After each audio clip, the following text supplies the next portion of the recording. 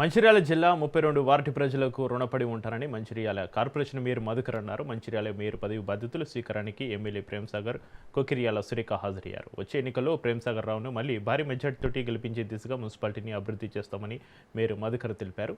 మంచిర్యాల నగరపాలక సంస్థలో అన్ని వార్డుల్లో ప్రజా సమస్యలను ఎప్పటికప్పుడు పరిష్కరించి ప్రజల మన్ననలు పొందుతామని అన్నారు. ఇంత మంచి అవకాశం ఇచ్చిన ఎమ్మెల్యే ప్రేమ్సాగర్ రావు, సురేఖ దంపతులకు కృతజ్ఞతలు తెలిపారు.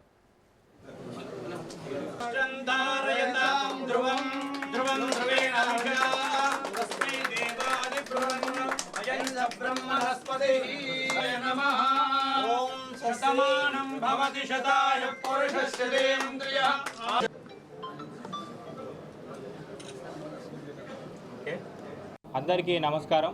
ముందుగా మంచిర్యాల కార్పొరేషన్ మొట్టమొదటి మేయర్గా అవకాశం కల్పించిన గౌరవ పెద్దలు శాసనసభ్యులు కొకిరియాల ప్రేమ్సాగర్ రావు గారికి, మా తల్లి సురేఖమ్మల్ల గారికి ధన్యవాదాలు తెలియజేస్తూ, నా 32వ డివిజన్ ప్రజలందరూ కూడా నన్ను అత్యధిక మెజార్టీతో గెలిపించినందుకు మా వార్డు ప్రజలకు కూడా ధన్యవాదాలు. అంతేకాకుండా ఈ యొక్క కార్యక్రమానికి నన్ను మేయర్గా ఎన్నుకునే సమయంలో నాకు సహకరించిన కార్పొరేటర్లందరికీ కూడా ముఖ్యంగా మరీ ధన్యవాదాలు.